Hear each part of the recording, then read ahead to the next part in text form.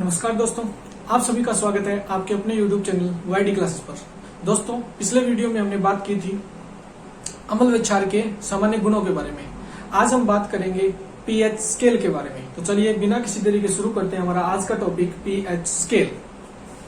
आज हम बात करेंगे पीएच स्केल के बारे में। अब आप सभी जानते हो कि जो पी स्केल होता है वो क्या काम में आता है। तो हमारे पास जो छोटा स्केल होता है वो हम डिस्टेंस या लंबाई मापने के लिए, दूरी मापने के लिए उपयोग में लेते हैं। ठीक उसी प्रकार पीएच स्केल जो है वो अम्ल व क्षारों की पीएच स्केल जो है वो क्या काम में आएगा, ये अम्ल व क्षार की सामर्थ्य का मापन करता है। सामर्थ्य का मापन करता है, यानी जैसे हमारा थर्मोमीटर जो है वो तापमान मापता है, हमारा जो स्केल है वो दूरी मापता है, ठीक उसी प्रकार पीएच स्केल जो होता है वो अम्ल और क्षारों की सामर्थ्य को मापता है। यानी कोई अम्ल कितना ज्यादा अम्लीय है, कोई विलयन कितना ज्यादा अम्लीय है, कोई विलयन कितना ज्यादा क्षारीय है, इसका मापन ये पीएच स्केल करता है। अब बात करते हैं पीएच स्केल कैसे करता है ये। तो पीएच स्केल जो होता है वो किसी विलयन के अंदर हाइड्रोजन जो आयन होते हैं, hydrogen ion, hydrogen ion, pH scale किसी विलयन में हाइड्रोजन आयन की सांद्रता का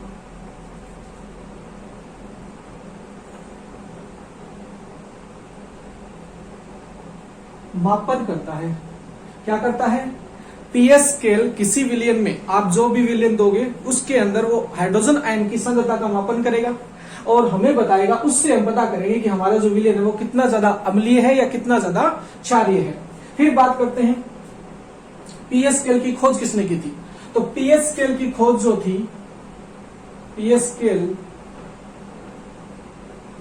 इसकी खोज जो है वो 1909 में सोरेनसन नामक वैज्ञानिक ने की थी।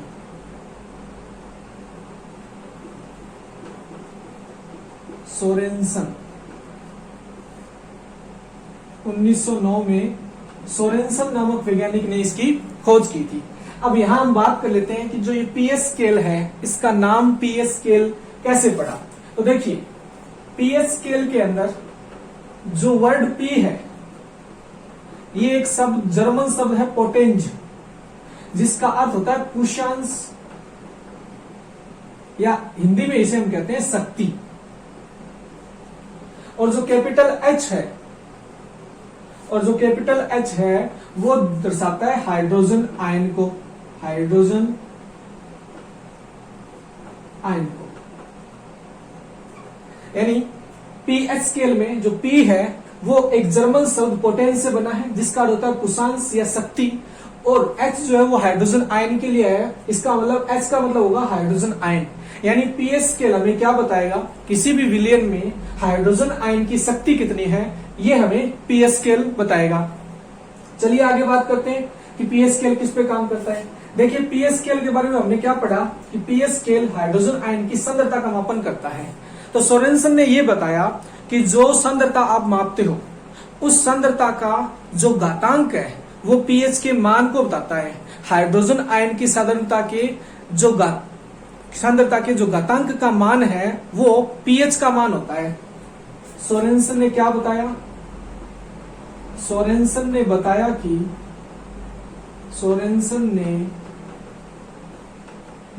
कि हाइड्रोजन आयन की सांद्रता के घातांक का मान पीएच मान को बताता है।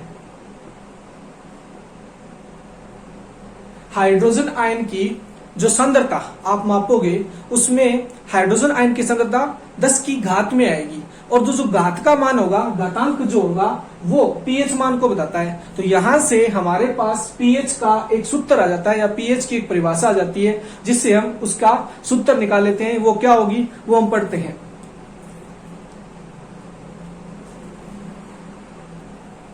तो हमारी परिभाषा क्या होगी, देखिए हम इसकी परिभाषा लिखेंगे।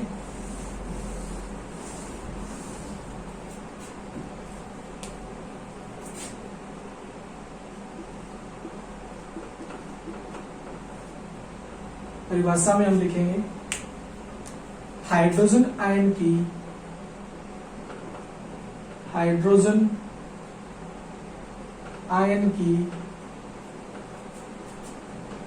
सांद्रता के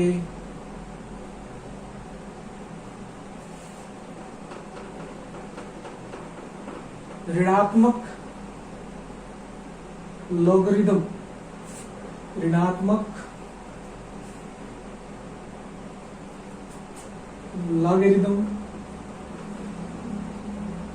या लघुगणक, हाइड्रोजन आयन की सांद्रता के ऋणात्मक लॉगरिदम लघुगणक पीएच कहलाता है। क्या कहलाता है, पीएच कहलाता है। अगर हमें पीएच स्केल की परिभाषा पूछी जाए तो हम क्या कहेंगे, हाइड्रोजन आयन की सांद्रता के ऋणात्मक लॉगरिदम लघुगणक को पीएच कहते हैं। अब यहाँ ये ऋणात्मक लॉगरिदम, ऋणात्मक का तो मतलब नेगेटिव हो गया, माइनस लॉगरिदम या लघुगणक क्या है, तो इसके बारे में भी हम बात करेंगे। ये परिभाषा इंपॉर्टेंट होती है पीएच स्केल के बारे में। अब देखिए इसके हिसाब से क्या होगा, हमारा जो सूत्र आएगा वो ये आएगा, माइनस log 10 H प्लस, यहां माइनस क्या है, ऋणात्मक चिन्ह, देखिए ऊपर वाली परिभाषा से ये सूत्र आए हैं, ऋणात्मक चिन्ह, log क्या है, लघुगणक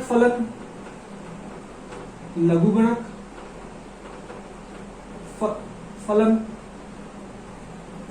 और ये जो है वो हाइड्रोजन आयन की सांद्रता को दर्शाता है। ये जो बॉक्स है वो हाइड्रोजन आयन की सांद्रता को दर्शाता है। तो ये हमारा सूत्र बन गया। अब एक बात हम जानते हैं कि किसी भी विलयन में हाइड्रोजन जो आयन है वो मुक्त रूप से नहीं रह सकते, स्वतंत्र रूप से नहीं रह सकते, क्योंकि वो बहुत ज्यादा क्रियाशील होते हैं। तो वो क्या करते हैं, हाइड्रोजन आयन क्या करेंगे, हाइड्रोजन आयन जल के जो आयन होते हैं उनके साथ क्रिया करते हैं और हाइड्रोनियम आयन का निर्माण करते हैं। किसका करते हैं, हाइड्रोनियम आयन का निर्माण करते हैं।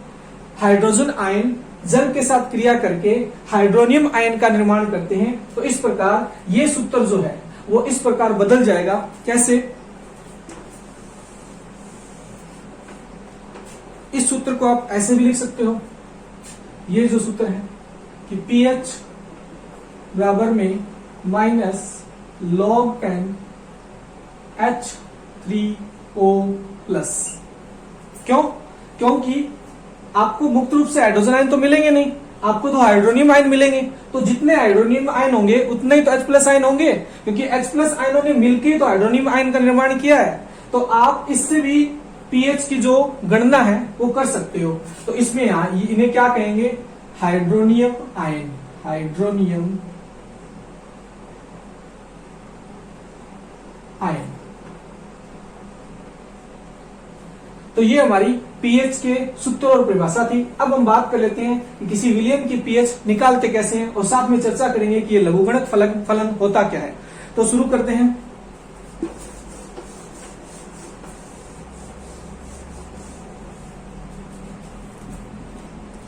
देखिए log क्या है, log जो है वो log के बारे में पहले बात कर लेते हैं कि log क्या है। तो देखिए log जो है ये एक गणितीय फलन है, गणितीय फलन, या आप बोल सकते हो गणितीय संक्रिया है, मैथमेटिकल ऑपरेशन है। इसको समझना कोई ज्यादा मुश्किल वाली बात नहीं है। आप एक साधारण सा उदाहरण लीजिए कि जैसे मैंने लिखा 2 + 3 बराबर में क्या होता है 5। ऐसा कैसे हुआ? आपको ये जो सिंबल है, ये जो प्रतीक है, ये बता रहा है कि 2 और 3 का योग कर दीजिए। ये कौन बता रहा है? ये प्रतीक बता रहा है। तो आपने यहाँ पे योग की संक्रिया कर दी। ठीक इसी प्रकार लघुगणक जो होते हैं, ये भी एक प्रकार क्या फलन या संक्रिया होती है। इसके भी अपने नियम होते हैं और ये घातांक वाले जो संख्याएं होती है उन पर काम करता है। घातांक वाली संख्याएं,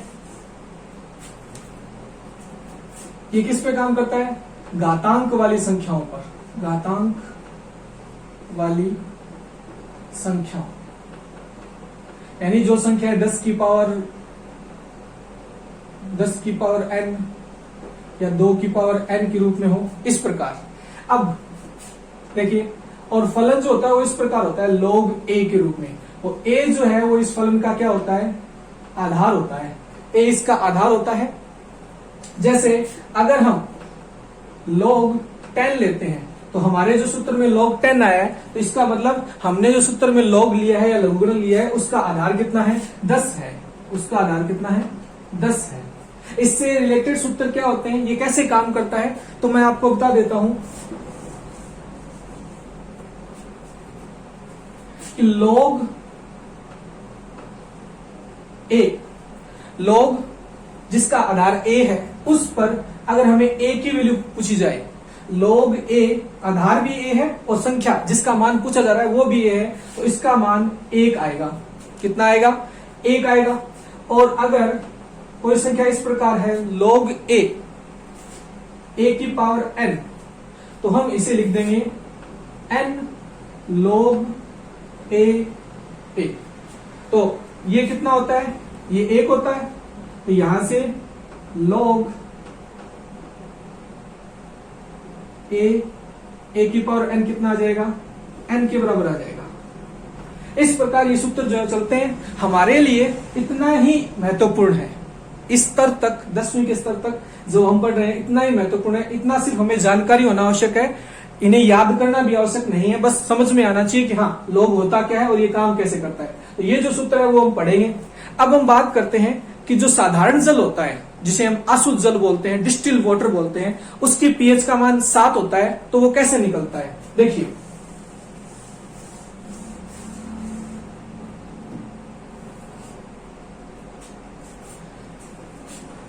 सबसे पहले हम बात कर लेते हैं कि हाइड्रोजन आयन जो है, H+ आयन जो है, उनकी सांद्रता जितनी अधिक होगी,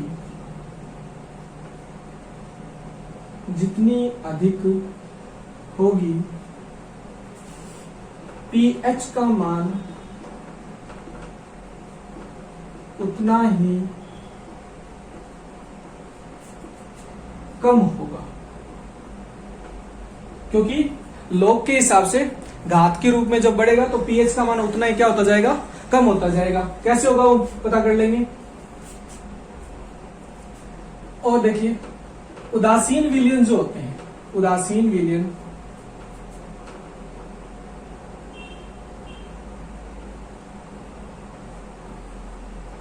विलयन के लिए pH का मान जो होता है वो कितना होता है? 7 होता है। आखिर उदासीन विलयन के लिए pH का मान कितना होता है? 7। कैसे होता है वो हम देखेंगे। उदासीन विलयन, बात करते हैं अशुद्ध जल की। अशुद्ध जल, देखिए जो अशुद्ध जल होता है उसके अंदर H+ या OH- दोनों ही हाइड्रोजन आयन, हाइड्रोक्सिल आयन, दोनों की सांद्रता जो होती है वो होती है 1 × 10⁻⁷ मोल प्रति लीटर। अब सामान्य सी जानकारी सांद्रता के बारे में। सांद्रता क्या है? देखिए, किसी भी पदार्थ में सांद्रता को मापने का तरीका होता है मोल प्रति लीटर। आपके पास कोई एक विलयन है और उसकी मात्रा है 1 लीटर। उस 1 लीटर विलयन में किसी भी पदार्थ जो उसमें घुला हुआ है, जैसे हाइड्रोजन आयन है, तो उनकी 1 लीटर विलयन में कितनी संख्या है मोल के रूप में? 1 मोल। 1 मोल क्या होता है? 1 मोल को हम कैसे परिभाषित करते हैं? 1 मोल किसी पदार्थ में उपस्थित अणुओं की वह संख्या है जो अवगाद्रो संख्या के बराबर होती है, वो होता है 1 मोल। तो 1 मोल संख्या 1 लीटर विलियन में उपस्थित 1 मोल जो संख्या होती है वो उसकी सांद्रता कहलाती है। ये आप 9th क्लास की वीडियो में इसको एक्सप्लेन करेंगे। तो सांद्रता क्या होगी, मोल प्रति लीटर, यानी 1 लीटर विलियन में इतने मोल हाइड्रोजन आयन या हाइड्रोक्सिन आयन पाए जाते हैं, किसके, अशुद्ध जल के।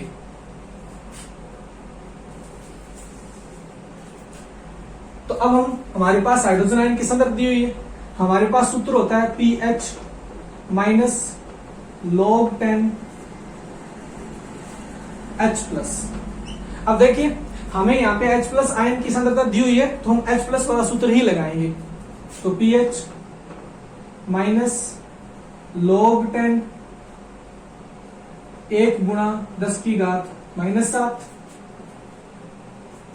तो यहां से pH आ जाएगा माइनस log 10 1 गुणा 10 की घात -7 कितना होता है, 10 की घात -7। अब देखिए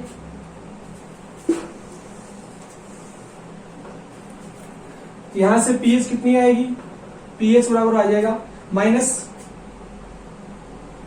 log 10 10 की पावर -7। हमने पढ़ा था एक सूत्र कि log a की घात n हो तो उसे हम n log a लिख सकते हैं। अभी भी इससे पहले मैंने आपको समझाया था कि हम ऐसा लिख सकते हैं, ये फलन इस प्रकार काम करता है। तो यहाँ 10 की घात -7 है, तो मैं इसे ऐसे लिख सकता हूं -7 log 10 ठीक है। अब आगे बात करते हैं, pH माइनस और -7 कितना हो जाएगा, +7 log a आधार पर a का मान कितना होता है, 1, तो इसकी जगह क्या आ जाएगा, 1। इस प्रकार हमारा जो उदासीन विलयन है उसकी pH का मान कितना आ जाएगा, 7 आ जाएगा। pH का मान कितना आ जाएगा, 7 आ जाएगा। देखिए कैसे, 7 गुणा 1, तो उदासीन विलयन की pH, क्योंकि जल जो है वो उदासीन होता है, उसकी pH का मान कितना आ जाएगा, 7 आ जाएगा। तो ये कैसे होती है ये हमने पढ़ा। अब आगे हम pH स्केल को कैसे डिनोट करते हैं ये आपको मैं दिखाता हूं। तो हमने देखा कि जो उदासीन विलयन है उसकी pH का मान कितना था, 7 था। अब बात करते हैं कि अम्लीय और क्षारीय विलयनों में क्या होता है। देखिए, तो जो अम्लीय विलयन होंगे,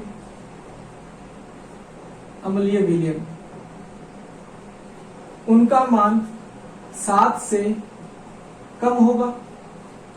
क्यों, क्योंकि अम्लीय विलयनों में हाइड्रोजन आयन की सांद्रता अधिक होती है, और हमने अभी भी पढ़ा था कि अगर हाइड्रोजन आयन की सांद्रता बढ़ती है pH का मान उतना ही क्या होता जाता है, कम होता जाता है। तो अम्लीय विलयन जो है उनकी pH का मान क्या होगा, 7 से कम होगा। उदासीन विलयन की pH का मान हमने अभी देखा, जल उदासीन विलयन होता है और जल की pH का मान कितना होता है, 7। उदासीन विलयन की pH का मान 7। और जो क्षारीय विलयन होते हैं, क्षारीय विलयन, उनकी pH का मान 7 से अधिक होता है। कितना होता है, 7 से अधिक। उदासीन विलयन की pH का मान कितना होता है, 7 से अधिक। तो इस प्रकार हमारे पास जो pH स्केल बनेगा वो ये बनेगा।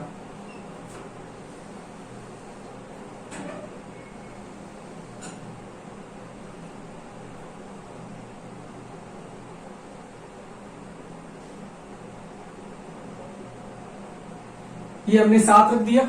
उदासीन विलयन ये 0। तो ये जो है ये अम्लीय विलयनों का क्षेत्र है, अम्लीय पदार्थ या विलयन। और ये जो है ये उदासीन विलयन के लिए है, उदासीन विलयन।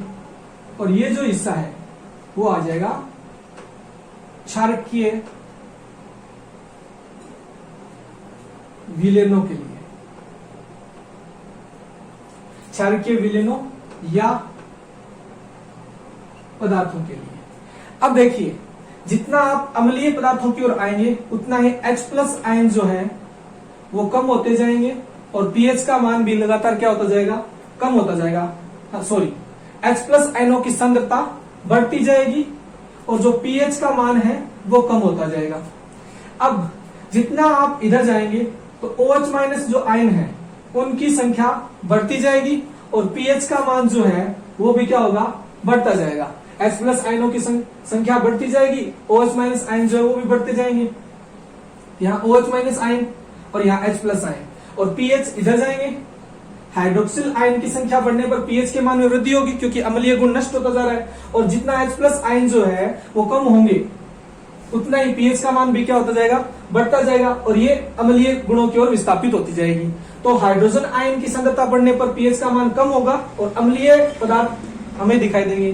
पीएच 7 होने पर उदासीन विलीन होंगे और पीएच 7 से अधिक होने पर क्षारकीय विलीन या क्षारकीय पदार्थ हमें दिखाई देंगे। ये जो होता है वो पीएच स्केल होता है। ये क्या होता है, पीएच स्केल होता है, इसे ही हम पीएच स्केल कहते हैं। चलिए आगे बात करते हैं।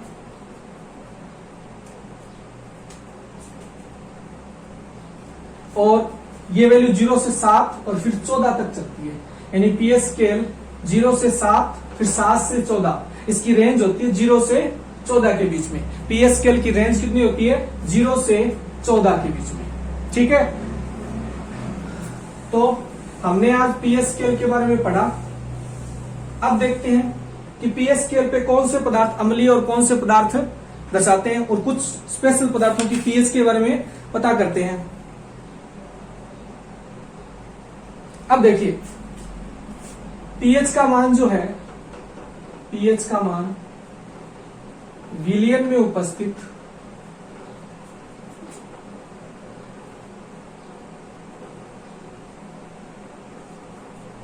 हाइड्रोजन आयन या हाइड्रोक्सिल आयन की सांद्रता पर निर्भर करती है।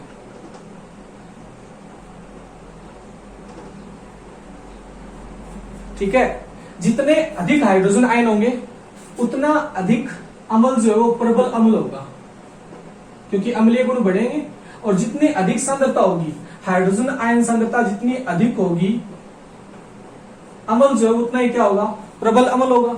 हाइड्रोक्सिल आयन की सांद्रता जितनी अधिक होगी उतना ही वो क्या होगा, वो विलीन प्रबल क्षार होगा।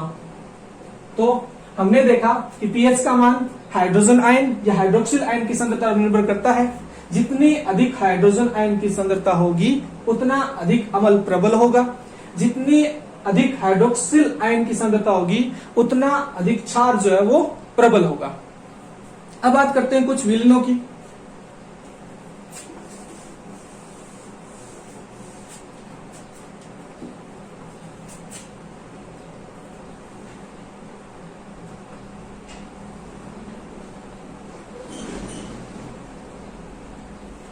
पीएच परास की कौन से विलेन है, उनकी पीएच क्या होती है, तो यहां बात करते हैं हम सबसे पहले अम्लीय पीएच रखने वाले। अम्लीय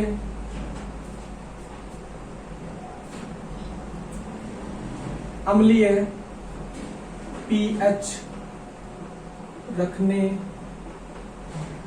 वाले पदार्थ। तो इसमें सबसे पहले आता है हाइड्रोक्लोरिक अम्ल, फिर जठर रस,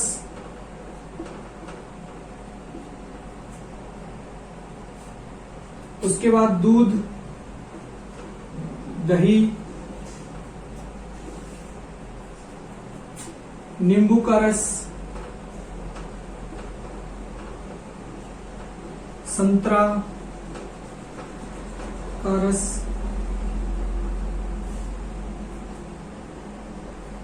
और टमाटर। तो ये मैंने कुछ अम्लीय पदार्थ लिखे हैं। HCl हाइड्रोक्लोरिक अम्ल जो होता है वो एक रसायन है, तो इसकी अलग अलग नॉर्मलताओं पर इसका जो पीएच का मान है वो बदलता रहता है, लेकिन जठर रस जिसे हम बोलते हैं ना स्टमक HCl, वो उसकी वैल्यू फिक्स होती है, ये हम पता कर सकते हैं। तो इसका मान होता है 1.5 से 3.5 के बीच, 1.5 से 3.5 के बीच।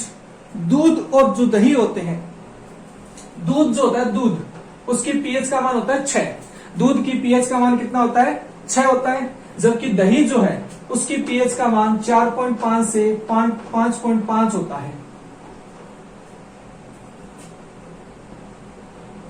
दही की पीएच का मान 4.5 से 5.5 तक होता है। नींबू का रस जो है उसकी पीएच का मान 2 होता है। संतरा और टमाटर की बात करें तो संतरे का जो रस है उसका होता है 1.05 और टमाटर जो होता है उसका होता है 1.5 सॉरी 1.2। हाइड्रोक्लोरिक अम्ल एक रसायन है, अलग अलग नॉर्मलताओं पर पीएच का मान अलग अलग मिलता है। जठर रस जिसका मान पीएच का मान 1.5 से लेकर 3.5 के मध्य होता है। यहां जठर रस की बजाय आप लिख लीजिए स्टमक एसिड, स्टमक एसिड यानी हमारे आमाशय में जो अम्ल पाया जाता है उसकी पीएच का मान 1.5 से 3.5 होता है। दूध की पीएच का मान 6 होता है। दही की पीएच का मान 4.5 से 5.5 होता है। नींबू का रस जो है वो उसकी पीएच का मान 2 होता है। संतरे की रस की पीएच का मान 1.05 होता है। टमाटर का जो पीएच वैल्यू है वो 1.2 होती है। अब देखिए सारे जो पीएच के मान है वो 7 से कम है, इसका मतलब ये अम्लीय पीएच रखते हैं। अगर हम जल की बात करें, कौन से जल की? अशुद्ध जल की। अशुद्ध जल, डिस्टिल वाटर, जिसे आप वाष्पित जल भी कहते हो, पानी भाप बन के उठता है। अगर उस भाप को ठंडा करके जो हम पानी प्राप्त करेंगे वो अशुद्ध जल होगा। अशुद्ध जल की पीएच का मान कितना होता है? 7 होता है। और इस प्रकार के जो जल है उसमें हाइड्रोजन आयन और हाइड्रोक्सिल आयन की सांद्रता एक समान होती है। इस प्रकार इसकी पीएच का मान कितना होगा? 7 होगा। और ये उदासीन विलीन होता है। ये कैसा होता है? उदासीन। अब हम बात करते हैं क्षारीय पीएच रखने वाले पदार्थ। तो पहले मैं पदार्थ लिख देता हूं। पदार्थ होंगे सोडियम हाइड्रोक्साइड, रक्त, साबुन का पानी,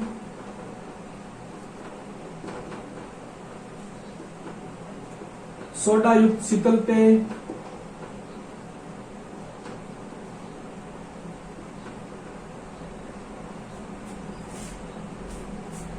और फिर milk of magnesia, milk of magnesia.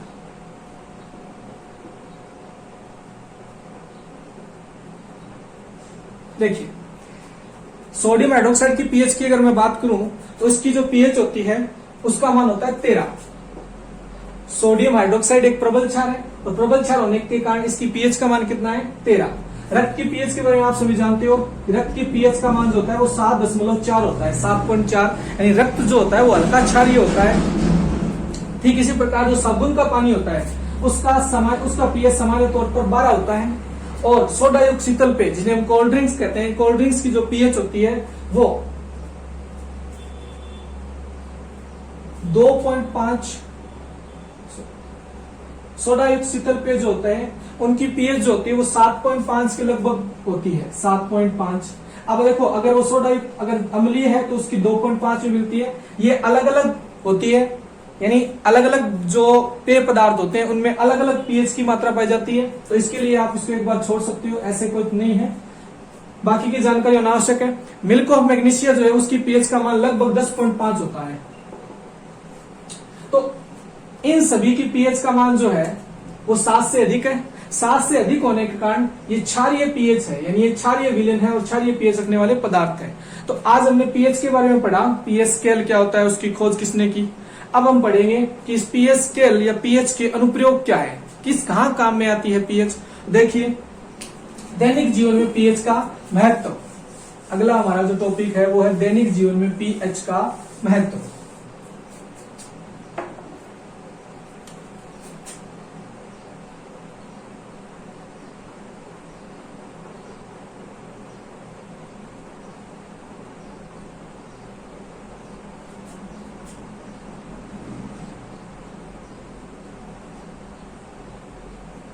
दैनिक जीवन में जो पीएच है वो हमारे कहां कहां काम में आती है। देखिए सबसे पहले बात करते हैं उदर में अम्लता। देखिए अधिक भोजन खा लेने से या जो अपाचित भोजन होता है मतलब अच्छा भोजन नहीं खाने से या बहुत अधिक भोजन खा लेने से हमारे जो उदर है, हमारे जो पेट के अंदर, हमारे आमाशय में, माफ कीजिएगा, हमारे आमाशय में हाइड्रोक्लोरिक अम्ल की मात्रा जो है, हाइड्रोक्लोरिक अम्ल की मात्रा बढ़ जाती है। और यही स्थिति जो है इसे हम बोलते हैं एसिडिटी या अम्लता, एसिडिटी या अम्लता। इसमें क्या होता है, पेट में जलन होती है, पेट में जलन व दर्द का अनुभव होता है, दर्द का अनुभव। तो इससे राहत पाना संभव है। कैसे? हम ऐसी स्थिति में क्या करते हैं, हम इनो लेते हैं। इनो में क्या होता है, मिल्क ऑफ मैग्नीशिया। इनो, यहाँ एचसीएल अम्ल ज्यादा बड़ा है, इनो में मिल्क ऑफ मैग्नीशिया होता है जो उसको उदासीन कर देगा। तो इसका उपचार क्या है? उपचार एंटासिड, एंटासिड जैसे milk of magnesia, milk of magnesia antacid का उपचार है। मिल्क ऑफ मैग्नीशिया क्या होता है, अम्ल क्षार, उदासीनीकरण अभिक्रिया होती है।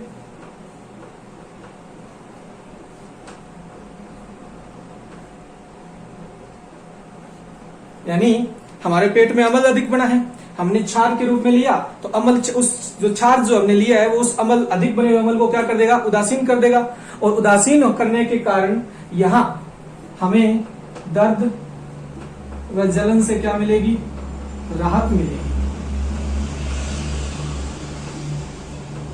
दर्द व जलन से क्या मिलेगी, राहत मिलेगी।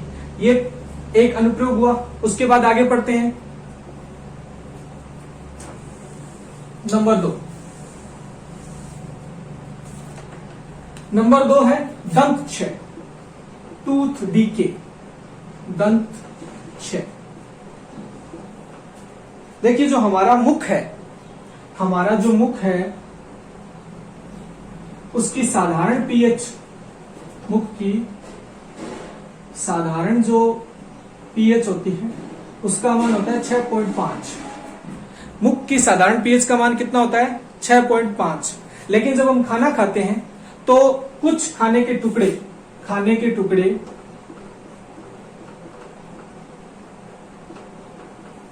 दांतों के बीच फंसे रह जाते हैं।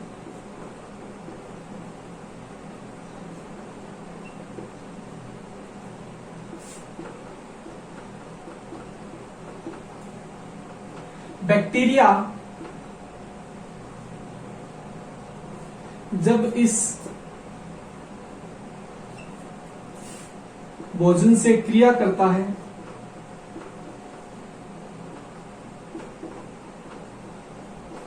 तो वह अम्ल उत्पन्न करता है। क्या उत्पन्न करता है, अम्ल उत्पन्न करता है।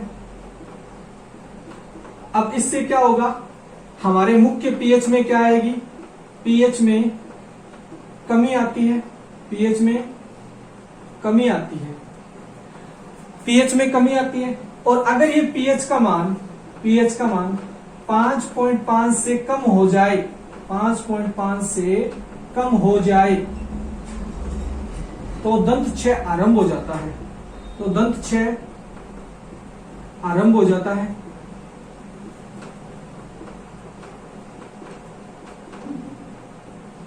देखिए क्या होता है, खाने के टुकड़े दांतों के बीच में फंसे रह जाते हैं और बैक्टीरिया जब इस भोजन से क्रिया करता है तो वह अम्ल उत्पन्न करता है।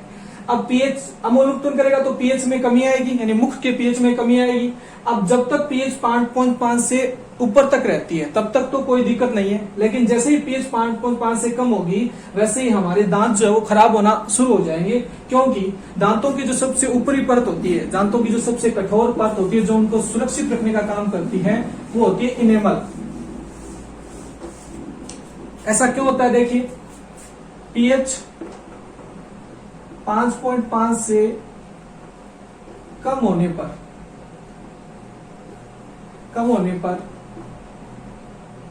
इनेमल जो परत है, इनेमल परत किसकी बनी होती है, कैल्शियम फॉस्फेट की, कैल्शियम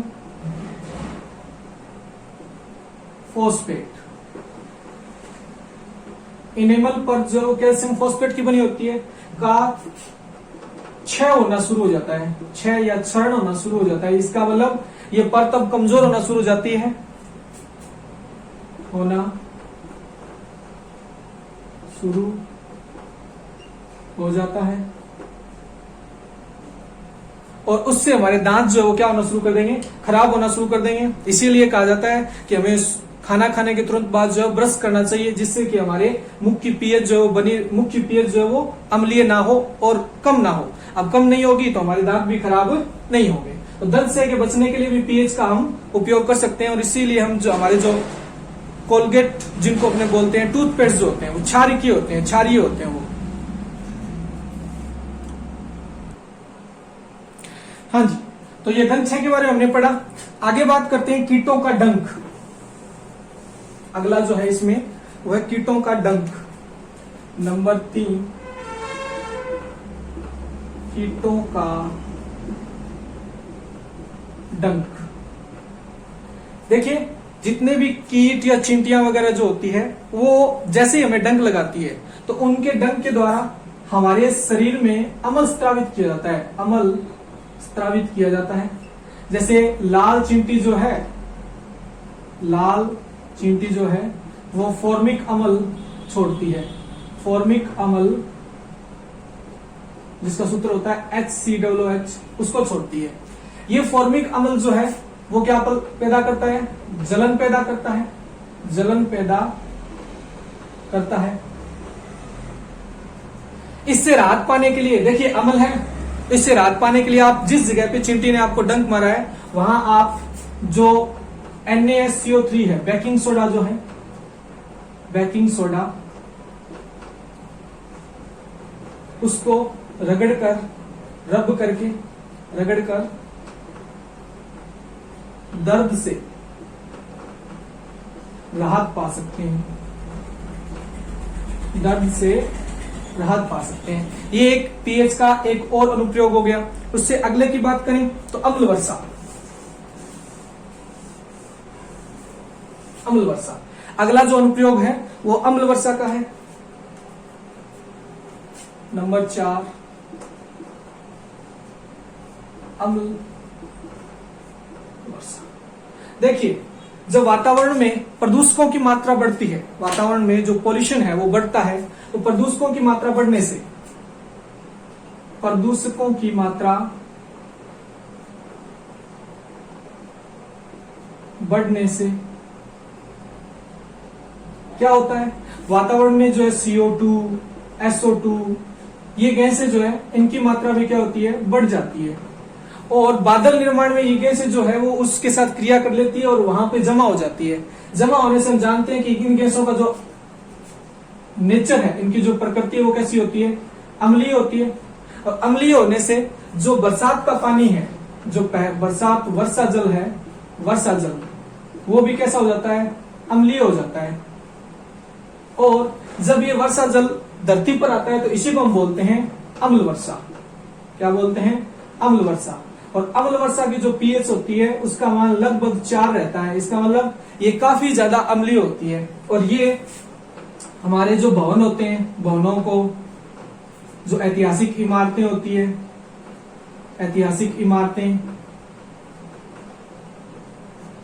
फसलें आदि को क्या करती है, फसलों आदि को नुकसान पहुंचाती है।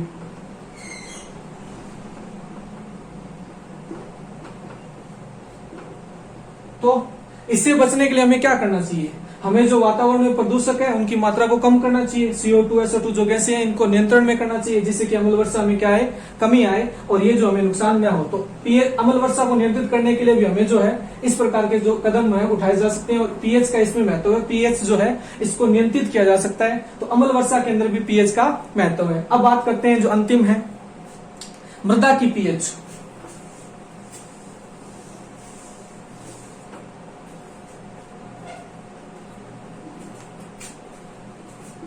मृदा की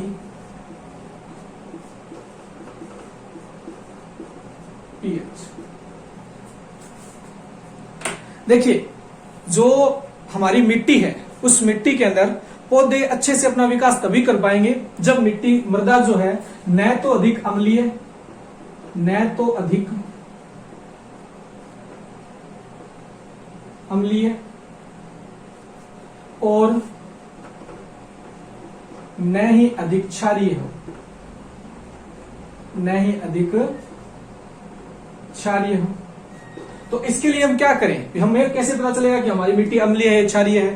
तो इसके लिए आप क्या करो, अगर मृदा की पीएच हमें पता हो, मृदा की पीएच ज्ञात करके, मिट्टी की पीएच ज्ञात करके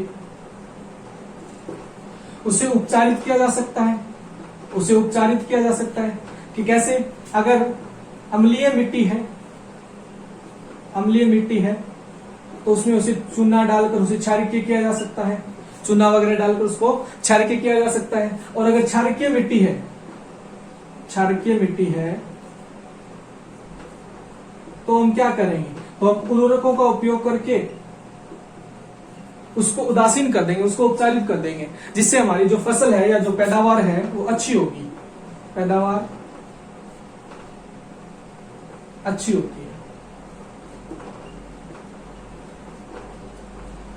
तो इस प्रकार मृदा जो होती है उसकी पीएच का भी एक महत्व होता है, उसकी पीएच ज्ञात करके भी हम फसलों का अच्छा उत्पादन कर सकते हैं। तो ये हमारा एक टॉपिक था पीएच स्केल जो आज हमने पढ़ा। आशा करता हूं आपको ये अच्छा लगा होगा। अगर वीडियो अच्छी लगी है तो इसे लाइक कीजिए और चैनल को सब्सक्राइब कीजिए। धन्यवाद।